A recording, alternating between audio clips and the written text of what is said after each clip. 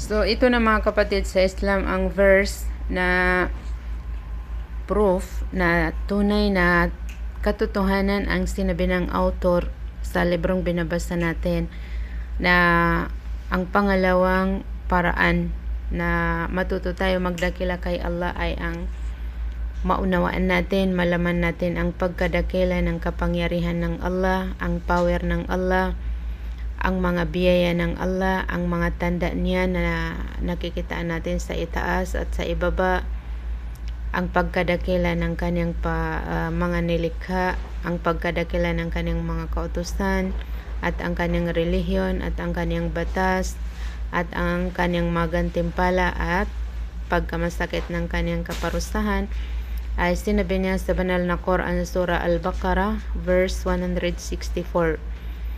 Inna fi khalqis samawati wal ardi wa ikhtilafil layli wan nahar wal fulki allati tajri fil bahri bima yanfa'un nas wama anzala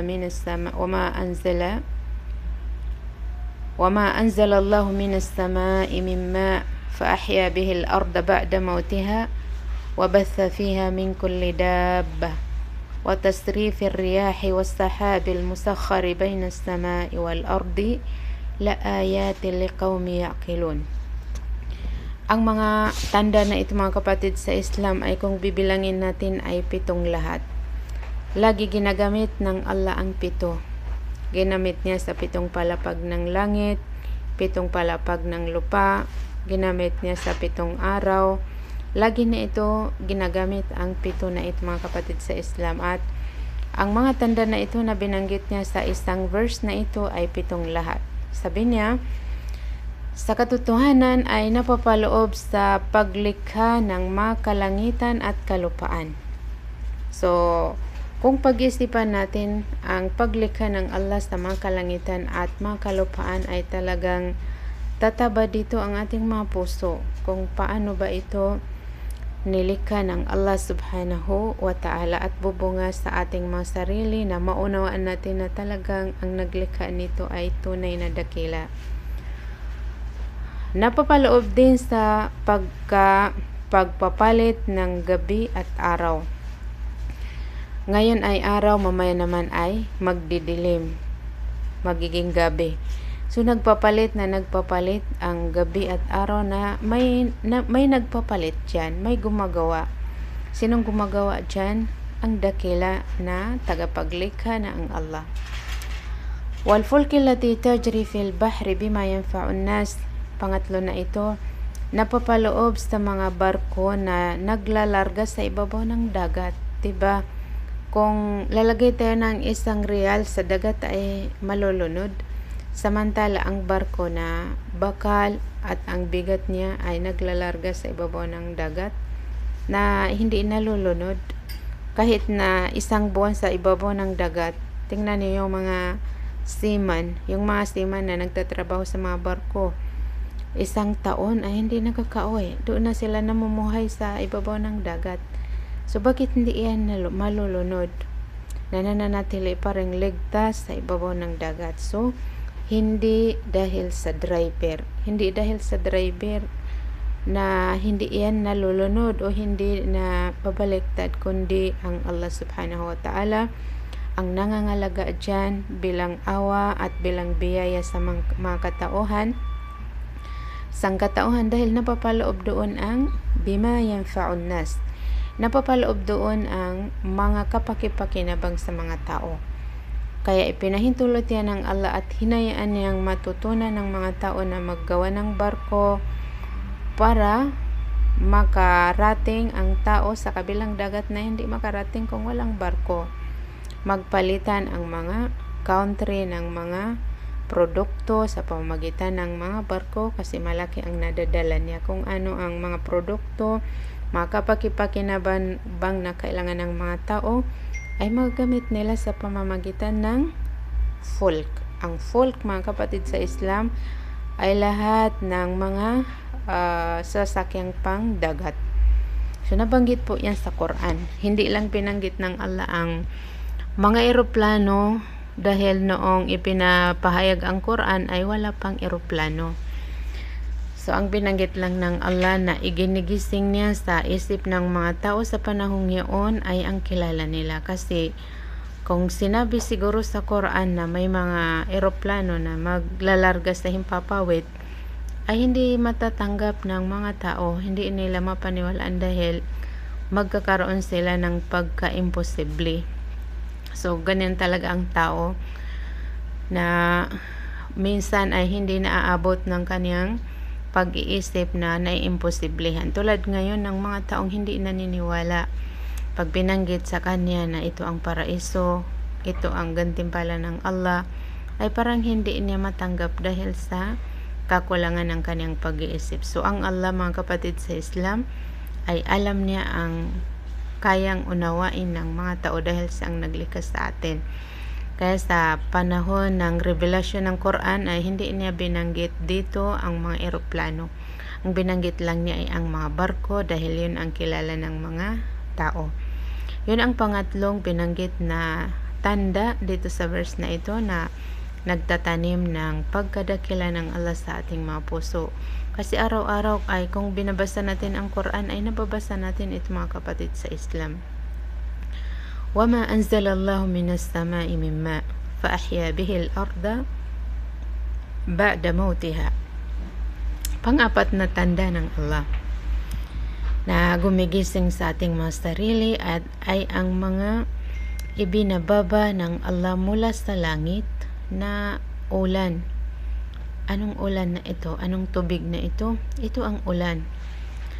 Na ano ang nangyayari sa lupa pagkatapos paulanin ng Allah. Ang nangyayari po sa lupa pagkatapos pinaulan ng Allah ay binanggit din ng Allah sa verse na ito na فَأَحْيَا بِهِ الْأَرْضَ بَعْدَ مَوْتِهَا. Nabubuhay dahil sa ulan ang lupa pagkatapos niyang mamatay. Pag hindi nauulanan ang lupa, mga kapatid, ay namamatay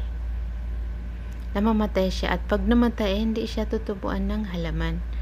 So pag pinaulanan siya ng Allah ay muling nabubuhay.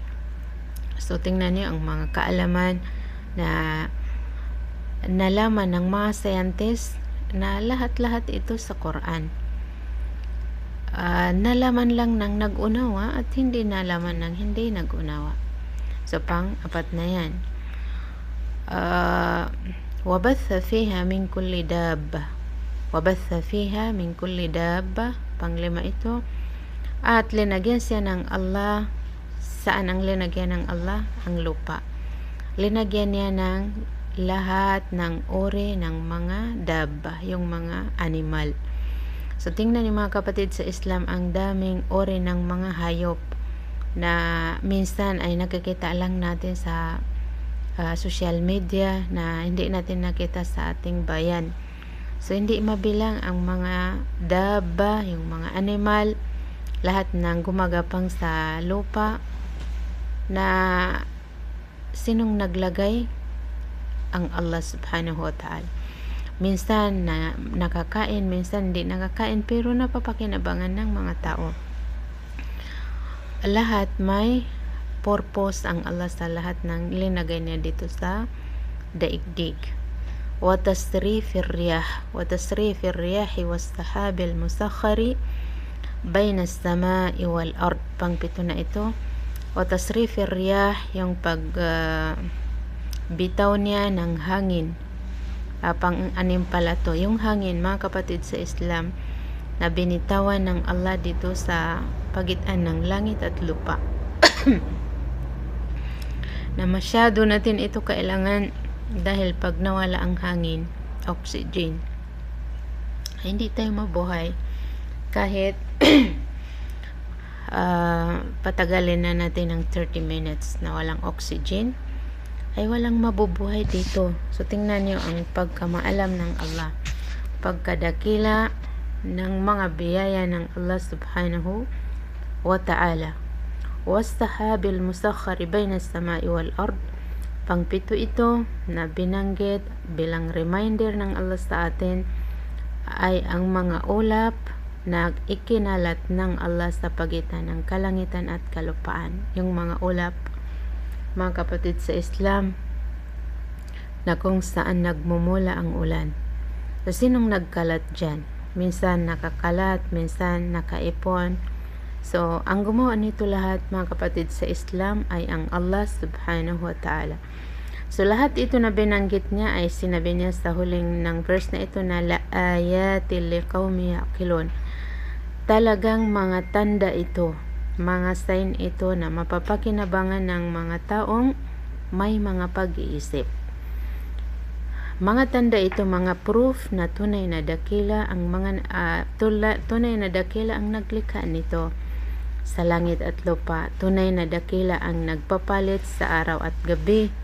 Tunay na dakila ang hinahayaan niya ang barko na maglarga sa ibabaw ng dagat. Tunay na dakila ang nagpapaulan ng ulan. Tunay na dakila ang nagbubuhay sa lupa pagkatapos niyang mamatay. Tunay na dakila ang naglagay ng iba't ibang uri ng hayop dito sa daigdig. Tunay na dakila ang nagbitaw ng hangin dito sa daigdig. Tunay na dakila ang naglagay ng mga ulap sa pagitan ng langit at lupa. Ito ay talagang proof o di kaya talagang makukuhaan ng aral ng mga taong may pag-iisip. So, yung mga taong walang pag-iisip, hindi nila ginagamit ang kanilang mga isip, ay hindi makakapulot ng aral sa mga tanda ng Allah sa kanyang pagkadakila na araw-araw ay nakikita natin. Di ba araw-araw ay nakikita natin ang langit, araw-araw ay nakikita natin ang lupa, araw-araw ay dumadaan sa atin ang gabi, dumadaan sa atin ang araw. Nakikita natin ang mga barko, minsan nakakasakay tayo. Nakikita natin ang ulan, napapakinabangan natin. Yung mga hayop nakikita natin, yung mga hangin na minuto-minuto ay tinatamasa natin, yung mga ulap. So, minsan ang karamihan sa mga tao ay hanggang lang sa magpicture, hanggang lang sa nakikita niya pero hindi umaabot sa kanyang puso upang kumuha ng aral at upang maging tanda na bumunga sa kanyang puso ang pagkadakila ng naglikha nito ng Allah subhanahu wa ta'ala. So, sa pamamagitan ng pag-unawa sa mga verse na ito mga kapatid sa Islam na riniremay ng Allah sa atin ay talagang bubunga ito sa ating mga puso ng pagdakila kay Allah subhanahu wa ta'ala. So, paano natin siya dakilain? Mamahalin natin siya dahil sa mga biyayang ipinaghanda niya sa atin upang mamuhay dito sa daigdig. Mamahalin natin siya, pupuriin natin siya, pagpapasalamatan natin siya, matatakot tayo sa kanya, pangangarapin natin ang kanyang mga gantimpala, susundin natin ang kanyang mga utos at iiwasan natin ang kanyang mga ipinagbabawal. So, ang natapos lang po natin mga kapatid ay ang dalawang paraan upang matuto tayo magdakila kay Allah subhanahu wa ta'ala. Insyaallah ay rugtungan lang natin sa next Friday. Maraming salamat po sa inyong lahat. Biyayaan nawa kayo ng Allah sa inyong pakikinig. Subhanakallahumma bihamdik, ashhadu an la ilaha illa anta, astaghfiruka wa atubu ilaik.